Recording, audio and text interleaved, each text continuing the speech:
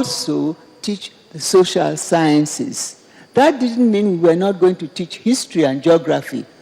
But to my surprise, a few years later, I was at meetings when the leaders of states and so forth would come, that now we are abandoning history and geography. Far from it. Why we brought in social sciences was very simple and straightforward. We are an independent country now. That does not mean that we are not teaching history and geography. In fact, we have more reason to teach history and geography. But we are introducing new institutions into governance. And from primary school, we should know what these new institutions do. For instance, we don't want to say a policeman is your friend. I agree he's your friend, but what is the nature of work for a policeman, for a magistrate, for a lawyer, for a legislative person, etc., etc.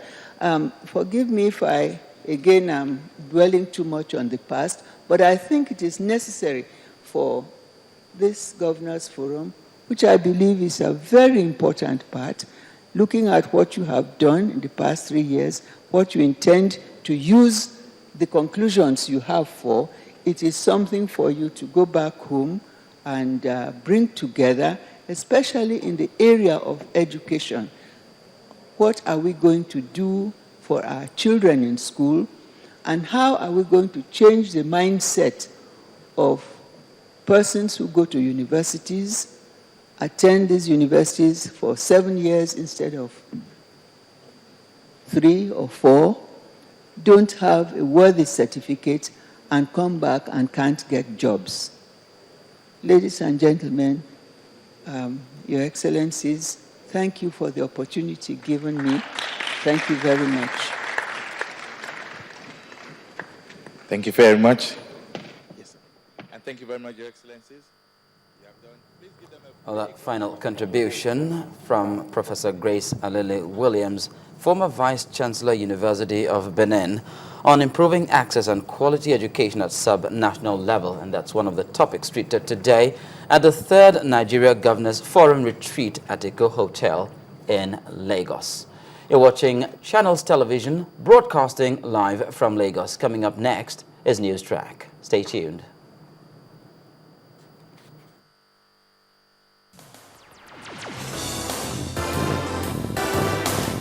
This is a live Channels Television event.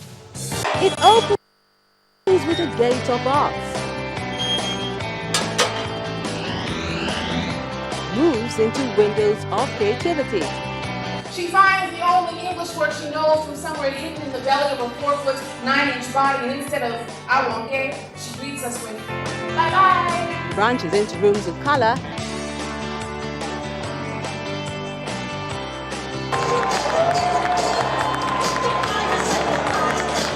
and ends with a roof of imagination.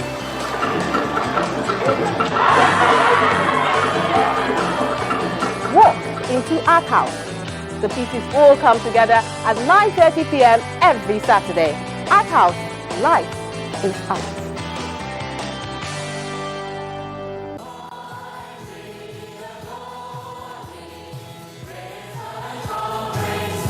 Freedom, freedom, freedom. Diocese of Lagos West, All Saints Anglican Church, 41 Road, Festac, Lagos, invites you to a monthly deliverance service titled "In the Year King Uzziah Died." Date 15th March 2014. Venue All Saints Church, 41 Road, Festac Town, Lagos. Ministry Reverend J.J. Ajayi. Time 9 a.m. to 12 noon. Come and receive salvation, instant deliverance, sporadic breakthrough, fruits of the womb, divine healing, unlimited prosperity, double laughter, and lots more. Host is Venerable I.O. Owoyele, Archdeacon of Festac Archdeaconry. Chief host is Right Reverend James Olushola Dediji, the Lord Bishop of the Diocese of Lagos West. For counseling and prayer, call 003-5757-348. Come fasting. In the year King Uzziah died, I saw the Lord sitting upon the throne.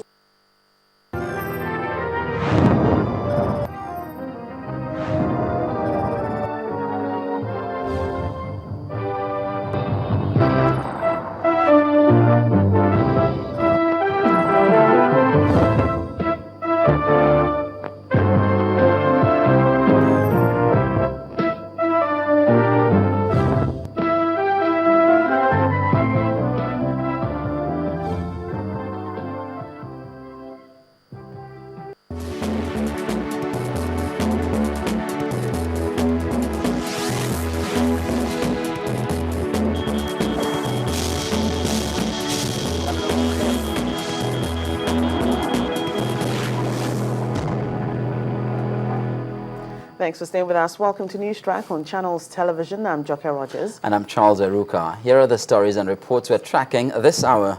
Nigerian leaders must be prepared to reel out appropriate sanctions to those who engage in corrupt practices if the country is to make progress in its anti-graft campaign. Now, these are the views of participants at the 3rd Nigerian Governors Forum, which took place in Lagos, Nigeria's southwest region. A professor of international law, Professor Akin Oyebode, also says that Nigerians must, in their own way, join in the anti-graft fight, while the former ICPC chairman, Justice Mustafa Akombi, says all these efforts must be backed by a commitment from the leadership of the country. Once there is general agreement regarding what can be considered unacceptable conduct, whether manifest in what in the theory we call petty, blue-collar, or grand corruption, it is but a short step towards prescribing stiff and severe penalty for whoever breaks the 11th commandment. As we all know, God decreed 10 commandments to humanity. But the 11th is the most important commandment. That shall not be found out. Because if people get away with corrupt practices, they can now pontificate in a sanctimonious manner about propriety in the society. But what we have lacked, in my view, is the sense of punishment. And what has thrived, as I'm going to say later, is this notion of impunity. What can I get away with? How much can I get away with? So it's not corruption that is as much the problem as the failure of society to punish those who have been found corrupt. My challenge to the Governors Forum and all other bodies is that, or political bodies, is that they should put corruption as part of their manifesto, so that will encourage them that if they are able to do that, we can vote for them.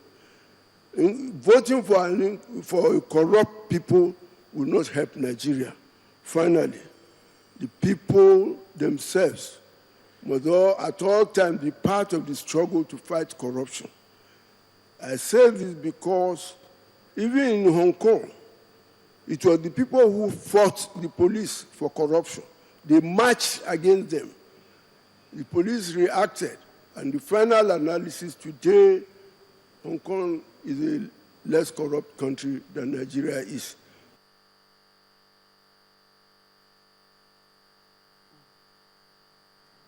Staying with the governor's retreat and the worrisome issues of corruption, the Lagos State Governor, Babatunde Fashola, says while corruption cannot be totally eradicated, it can be reduced to the barest minimum if society imbibes the right values.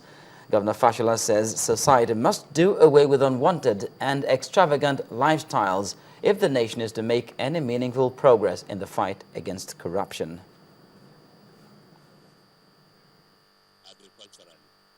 I have serious doubts, historically, globally, whether it is possible to prevent corruption. I have very serious doubts, and when you look globally, I don't know any institution or any nation really that has dismantled her systems, the police, the courts, because they have prevented corruption. So I think my perspective, therefore, is about reducing the incidence of corruption. When we reward people for work not done, we grant national honor to people who have demonstrated no honor. I can be in one part of the country doing something totally unconnected with what is happening in my state, and I become a palmsec without being at work. And, and $20 billion suddenly gets missing. Then the police, who should be the ones in charge of securing all of this, actually have their own pockets picked because their own pension is stolen. And all seems to be well. And then, we can't account for $20 billion in the oil ministry, and all seems to just be well. This is the time to begin to talk about it, because